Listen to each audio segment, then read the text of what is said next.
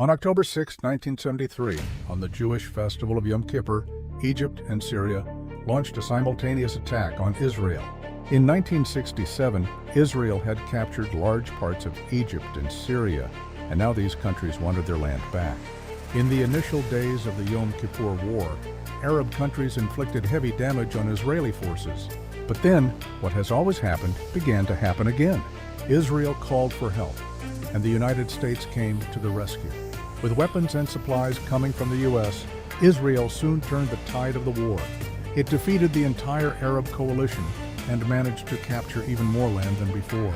But the Arab nations that lost on the battlefield were not ready to surrender so easily.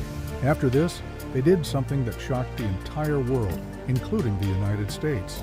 On October 20th, 1973, Saudi Arabia and other Arab nations imposed an oil embargo on the United States and its allies. This meant they would not sell oil to any country that had supported Israel. What followed was chaos. Within weeks, global oil prices rose not by 100%, not 200%, but by 300%. Long lines formed at gas stations in the United States. Inflation skyrocketed, and eventually America had to bow down. While the U.S. and Western countries suffered, the impact was also deeply felt in India, even though India had nothing to do with the war. Due to the oil shortage, India's inflation reached nearly 30% the following year. Protests erupted across the country against Indira Gandhi's government. People took to the streets as the government failed to control rising prices. Under the leadership of JP, these protests turned into the total revolution movement, within months seeing the situation spiral out of control. Indira Gandhi imposed emergency in the country out of desperation. A war fought 5,000 kilometers away ended up affecting Indian citizens for years. Now, 50 years later, similar conditions are emerging again. The war in Iran has been ongoing for nearly 20 days. Oil installations across the Middle East are being attacked continuously. Kuwait has halted oil supply. Gas production in Qatar has stopped. Saudi Arabia's largest refinery has shut down operations. The Strait of Hormuz is blocked. Although Iran is allowing some tankers to pass on a case-by-case basis, more than 150 tanker ships are still stuck outside Hormuz. Meanwhile, oil prices have surged again by 40–50%. Countries across the world are preparing to face the economic fallout once again. Over the years, we've heard phrases like data is the new oil, silicon is the new oil, rare earth is the new oil, and renewable energy is the new oil.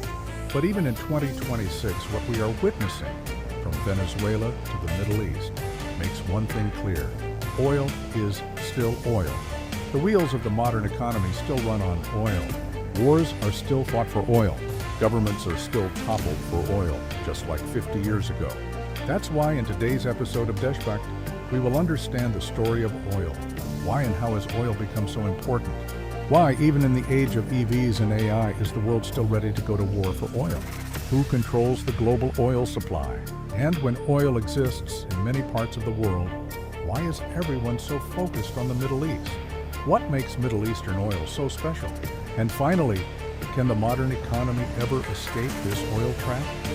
On Deshbakt, we've already discussed the agendas behind wars. Israel has its own reasons, and the U.S. has different motivations that need to be understood. But oil is something we all need to grow and to function. And you can support us by subscribing to the channel or becoming a member on YouTube or on deshbakt.com. The modern age of oil is said to have begun in 1859, when oil was first commercially extracted in Pennsylvania, USA. This discovery came in the middle of the Industrial Revolution. Machines and industries that were running on coal now had a more efficient alternative. Within a few years, oil became the backbone of the Industrial Revolution. Everyone in America rushed to find and extract oil. The drilling industry expanded rapidly. Seeing the massive profits, Britain, France, and other European nations also began searching for oil. Britain found success in Persia, modern-day Iran. In 1908, near Masjid Soliman, Britain discovered oil in the Middle East for the first time. Oil extraction in Iran began under the Anglo-Persian Oil Company, known today as BP. This marked the beginning of the complex geopolitics of the Middle East. Then came the two world wars. These wars were fought with machines, and machines needed fuel. Tanks, trucks, planes, submarines, all ran on oil. Allied powers like Britain, France, and the US had already secured their oil supplies. Germany and Japan lagged behind, which became a major disadvantage and contributed to their defeat. After the wars, no country wanted to take risks with oil. The US had massive reserves and powerful oil companies. These companies moved